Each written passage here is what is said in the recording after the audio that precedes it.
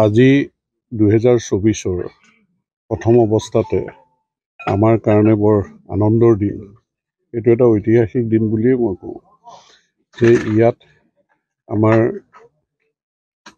Forest ডিপাৰ্টমেণ্টৰ ফালৰ পৰা ডিঅ'ফ' ডাঙৰীয়াই লগতে ফৰেষ্ট ডিপাৰ্টমেণ্টৰ বিষয়া কৰ্মচাৰী সকলোৱে লগ হৈ আজি দিনটোত যিখিনি আয়োজন কৰিছে আৰু লগতে আমাৰ TSAৰ জৰিয়তে কাছ সংৰক্ষণৰ ক্ষেত্ৰত তেওঁলোকে NGOটোৱে যিখিনি কাম কাজ কৰি আছিল, আজি আমি ইয়াত ৰৌমাৰী বিলত 10টিকৈ কাছ জুলাই মাহত জন্ম হোৱা কাছ আমি এৰিবলৈ সক্ষম হৈছোঁ। তেওঁলোকে 150 কাছ জন্ম দিছে।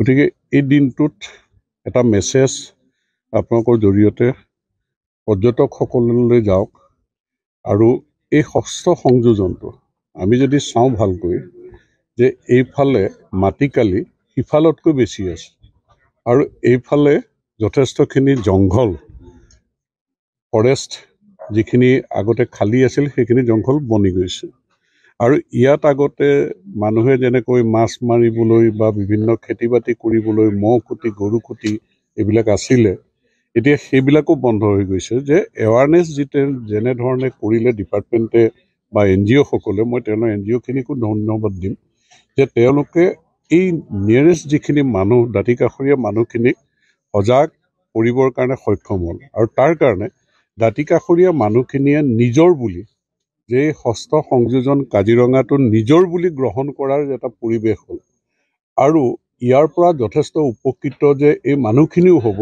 তেওঁলোকেও হৃদয়ংগম কৰিব পৰাকৈ তেওঁলোকে জ্ঞান আহৰণ কৰিছে। পৰ্যটনে এখন দেশৰ অৰ্থনৈতিক ভেটি শক্তিশালী কৰে, এখন ৰাজ্যৰ অৰ্থনৈতিক ভেটি শক্তিশালী কৰে।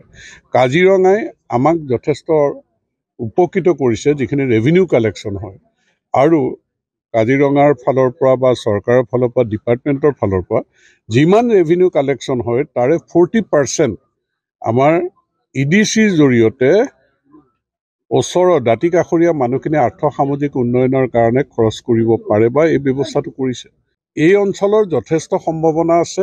পানপুৰ পৰা গড়পাল, তেওৱাৰীপাল, বিশ্বনাথ ঘাটলৈকে ইয়াৰ আন্তঃগাঁথনি উন্নয়নৰ কাৰণে যিখিনি কাম কৰিব আপোনালোকে দেখিছে যে ৰোড কাম বান্ধ, আমাৰ খালি দলংখন হ'বলৈ আছে, সেইটোও চৰকাৰে এটা ইনিচিয়েটিভ লৈছে যে এই ৰাস্তা পদূলি আন্তঃগাঁথনি যিখিনি উন্নয়ন কৰিব লাগে এইখিনি হোৱাৰ লগে লগে যথেষ্ট পৰ্যটক ইফালৰ পৰা আহি ইয়াত তেওঁলোকে চাবলৈ বা এই সৌন্দৰ্য উপভোগ কৰিবলৈ আহিব। এই ৰৌমাৰী বিলৰ আজি আমি দেখিছোঁ কেনেকৈ হাতী দেখিছোঁ, গড় আছিলে, জীপ চাফাৰী ব্যৱস্থা হৈছে, হাতী চাফাৰী ব্যৱস্থা হ'ব। গতিকে আজিৰ দিনটোত আমি বহু সম্ভাৱনা দেখিছোঁ, আশা দেখিছোঁ।